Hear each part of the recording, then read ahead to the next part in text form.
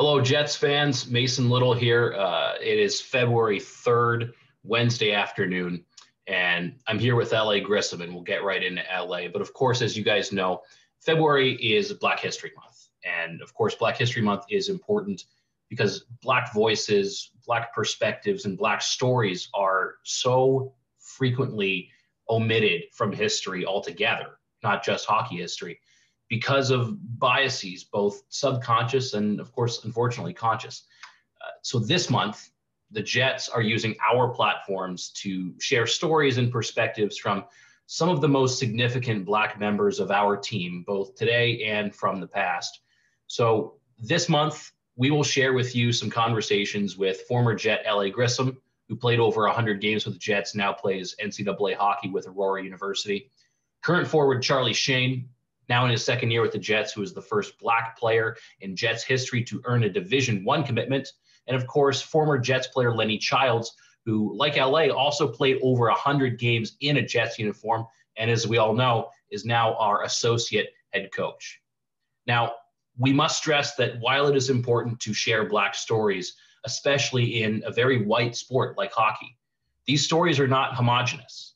Of course, there are going to be differences in the perspectives from different Black players, coaches, staff, and fans that you hear from the Jets and from the rest of the hockey world this month. Also, while we are the Jets, we are also Janesville.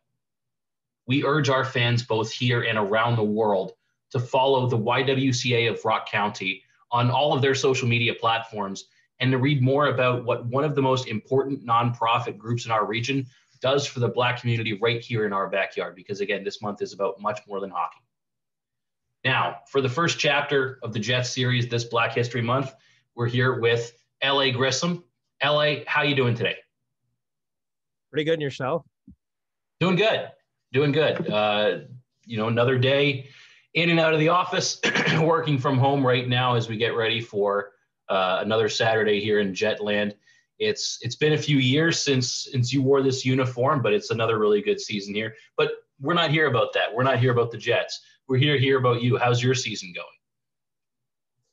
We're supposed to start this weekend, so we have 2 games against Shrine. Hopefully, we have COVID testing Thursday and Friday, so hopefully everything comes back negative, and hopefully we can start the season up. Tell us how preparing for this season has gone for you. Obviously, it's been a little different. There's been times where houses have been quarantined, so we've had only 10 guys out on the ice. So it's a completely different scenario than a normal season. But obviously, we know it's going to happen. So you just kind of have to mentally just dial in and know that it's going to happen. So you kind of just push through it and, hope to God that it doesn't happen to you. So. LA, obviously not the way you would have imagined, anyone would have imagined, your fourth and final year in school. But as you're wrapping up your career as an NCAA hockey player, what do you have planned for the foreseeable future? You were a big Jets fan favorite here, and everyone in Janesville's interested in following your career on and off the ice here. What's next for LA Grissom after this? Well, first we're going to see what happens with the pros, and obviously teams have opted out not to play. So, and the NCAA has given us another year of eligibility. So I do have the option to go back and get my master's and play another year. So I'm kind of leaving my options open right now. So we're going to see what happens with the pros, and once our season is done, and then kind of go from there. Okay, LA, let's jump back now before Aurora, of course, before even the Jets.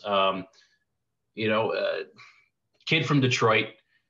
Do you remember the first time growing up in the late 90s, early 2000s when you saw yourself on the ice, so to speak?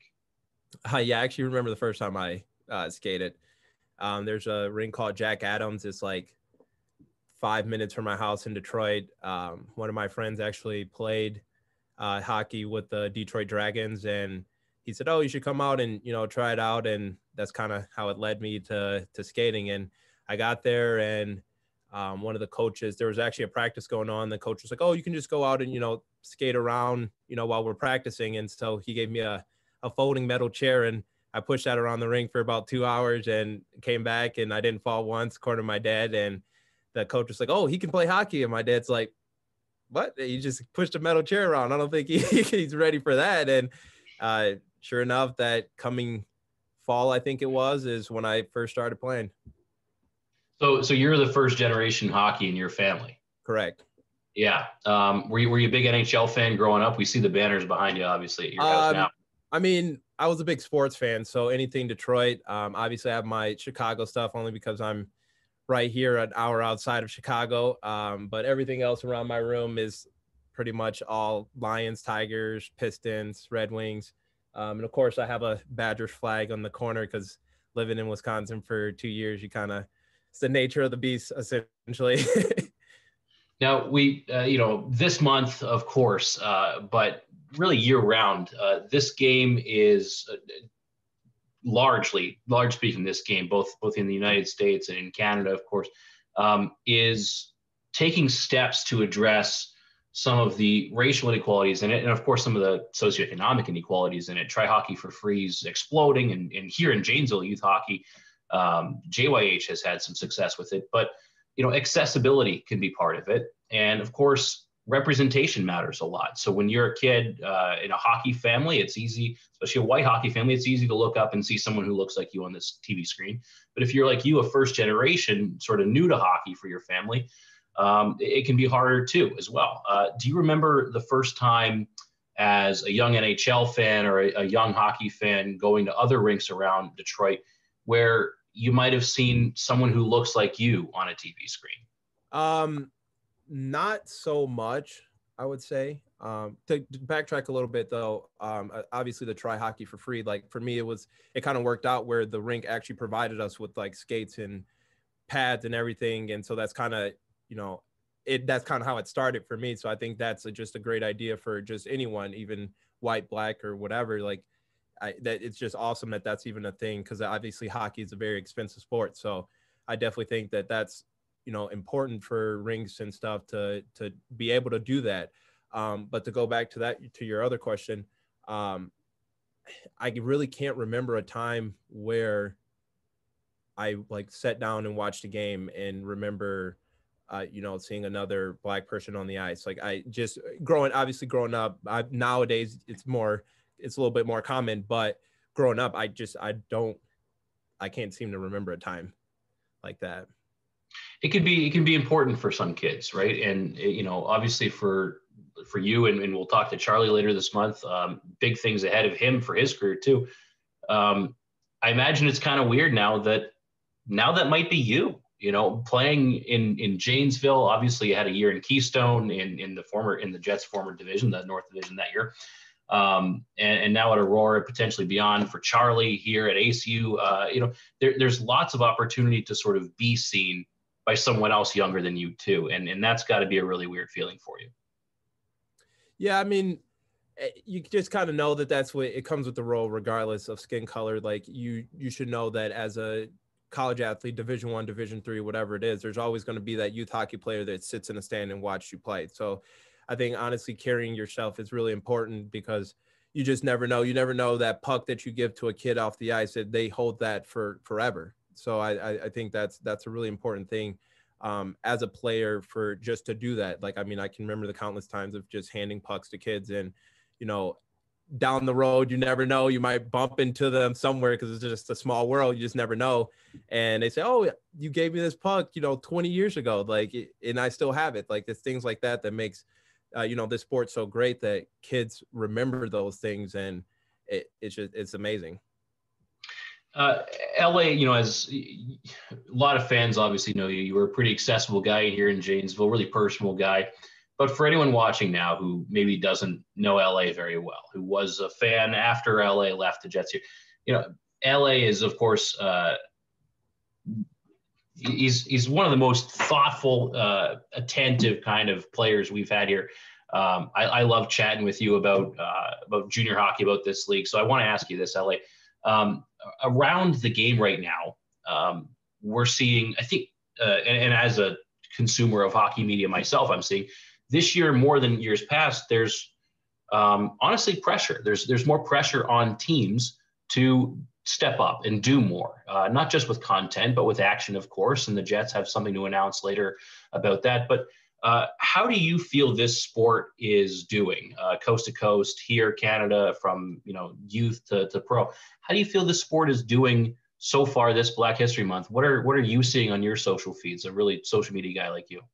I mean, I honestly think that they're making strides. It's obviously not going to come in a day. Like it's just steps by steps. I mean, there's nothing.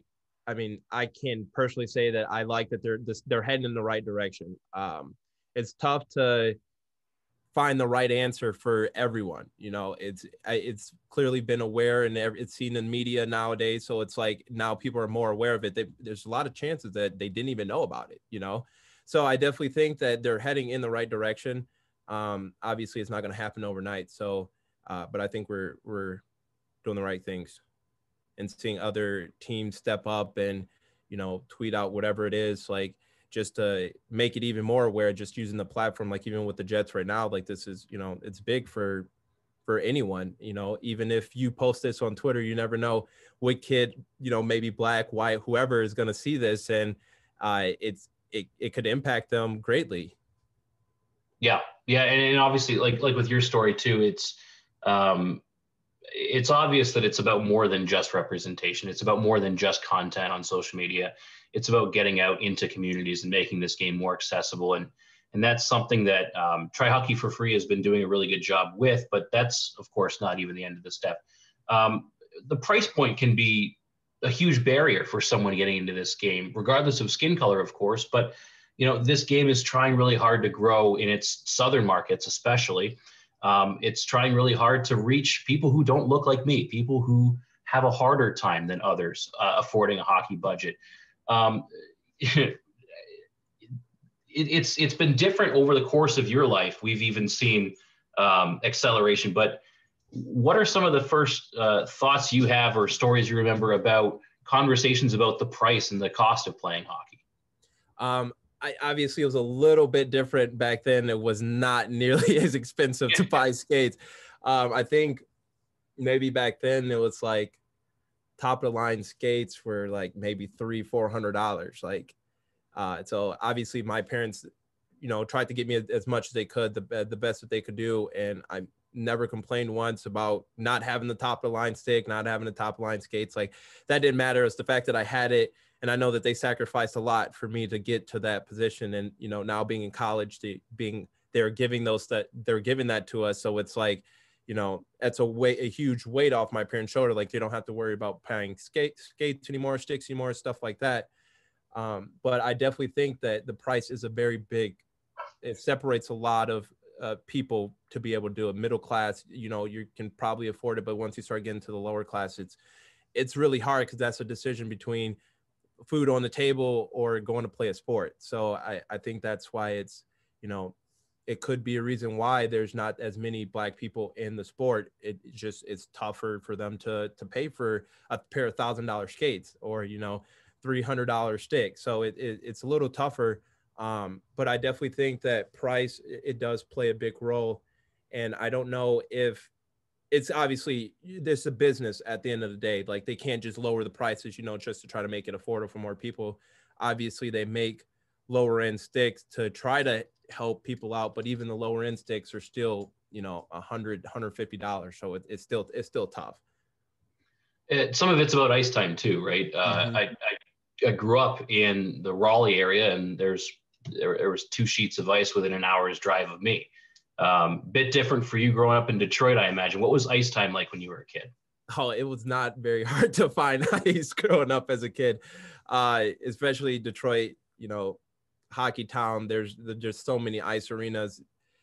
Some that has like 5 sheets of ice in one rink. So, I mean, it wasn't too hard to find ice. I from your standpoint, I definitely can see like anyone who lives in a smaller town, they might only have one ice rink, and it was tough getting times for that. But for me, it wasn't too difficult, only because of the fact that living in Detroit, it's hockey town. So it wasn't too bad.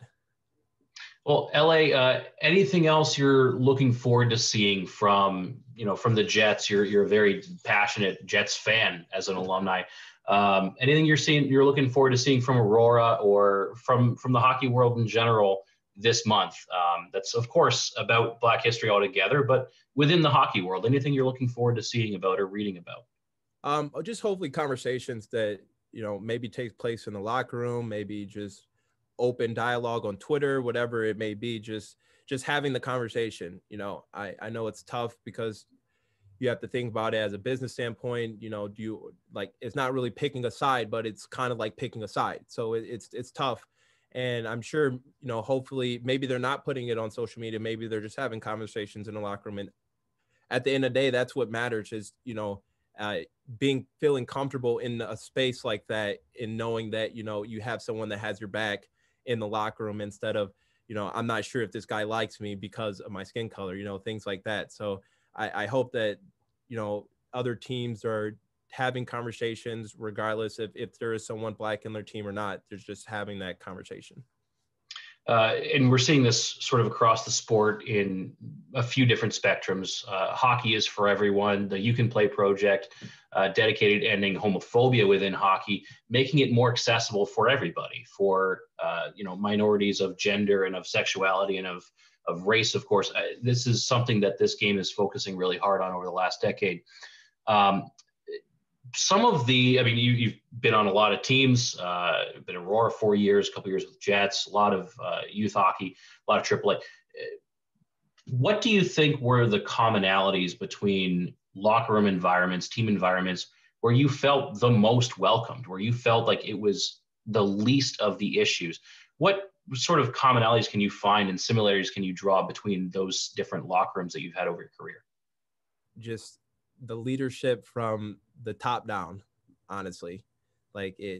There's a lot of things just doesn't need to be said, but when you go into a room, for me, I've never had a time where I was on a team that I just didn't feel comfortable. I don't know, it just, that's never happened to me. I'm sure I've heard stories about other guys not feeling comfortable and welcomed in the locker room, but for me, I've never had that. So I definitely think a lot of it is the guys, and then coaches and leader and owners.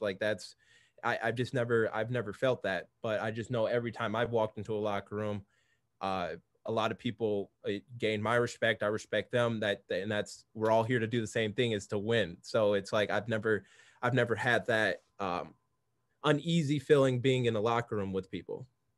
Now we'll end on a note, on a very, very positive note here, less to do with Black history though. I'm going to bring up LA, a time you did not feel very easy here with the Jets. You felt a little. Can you tell Jets fans a little bit about your first training camp with Joe Dibble? Yeah. So my first training camp with him, he told me it was going to be tough over the phone calls that we had. I got there, I was not expecting it to be that tough. There's countless times with any player, do you just get to that point where it's like, why am I doing this? Like, what am I doing here? Why am I doing this? But obviously I got through it. But it was a lot of skating, a lot of body cramps. I'm pretty sure Dibble was trying to kill everyone. But it was fun. It was fun at the end of the day. Once the 2 weeks was up, it felt like, oh, we're actually playing hockey now. So, there was a few times where we didn't even bring pucks out. It was just strictly skating. So that was definitely by far the hardest training camp that I've ever had. Hopefully that is the hardest training camp that I will ever have. So it looks a lot like you're really ready for your next career. LA, we at the Jets can't thank you enough for what you've done for Janesville. We're looking forward to watching your success this year at Aurora and of course beyond.